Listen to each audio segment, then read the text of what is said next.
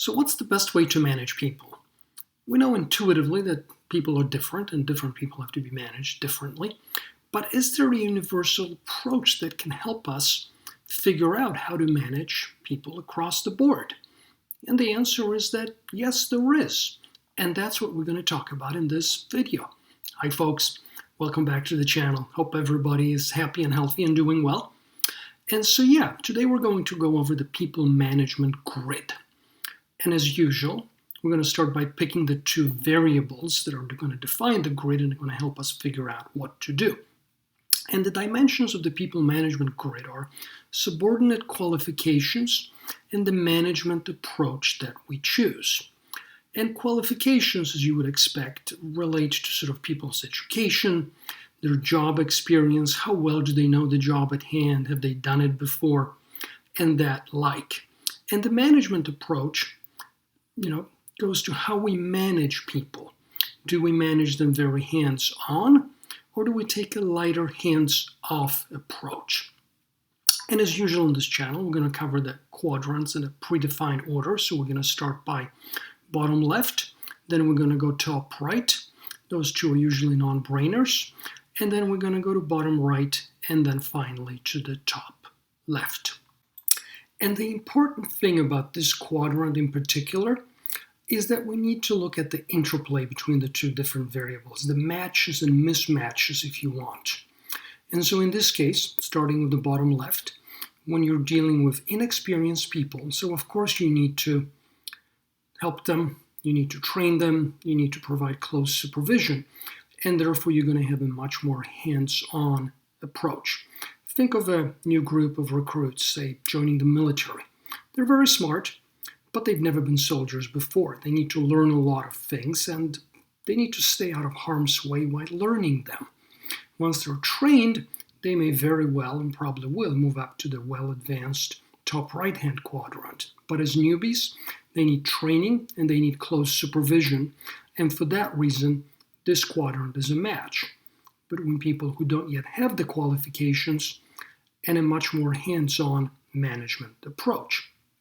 The opposite, of course, happens in the top right-hand quadrant when you have people who are highly qualified, highly experienced, and you are using the correct light touch, hands-off approach of setting targets and goals for people, but then letting them figure out how they're going to go about accomplishing those tasks and those goals.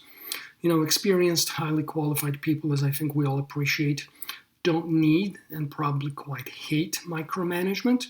They want to be left alone to do their jobs. At the extreme, think James Bond, Agent 007. It's not someone whom you manage and whom you tell how to do things, right? Or more closer to home, think about Steve Jobs and his once famous quote as sort of, we don't hire smart people to tell them what to do.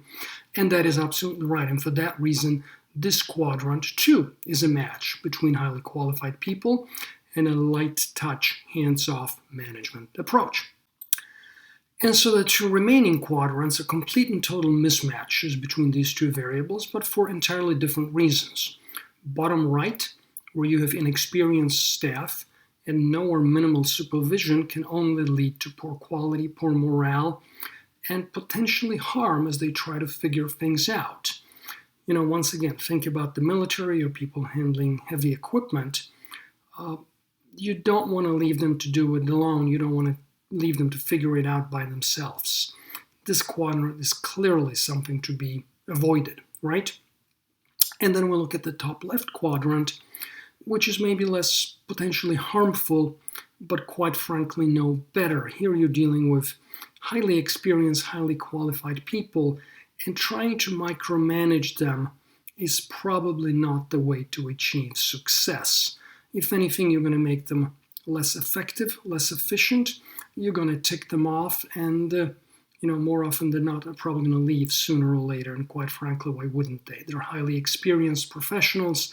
They can obviously find other jobs. They need to be micromanaged by you like they need a hole in their heads. And so, once again, a complete and total mismatch. And so, there you have it. Top right, manage highly qualified and experienced people with a light touch. set goals and let them figure out how they're going to accomplish those goals. That's what people in this quadrant thrive on.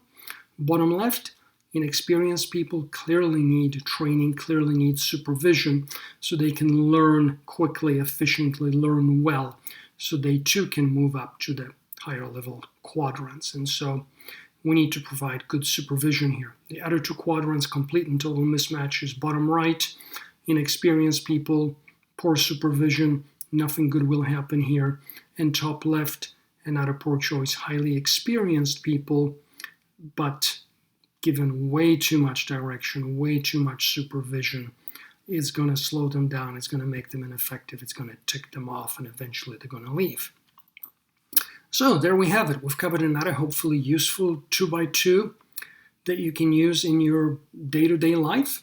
Hope you found it useful and interesting. Let us know in the comments below what you think, and hopefully give us some feedback after you've tried it to see how it's worked for you. And also, I would appreciate if you would let me know what other topics and decisions and issues you'd like me to cover in future videos where we can apply the 2x2 approach. And with that, be well, thanks for watching, and see you soon. Take care. Bye-bye.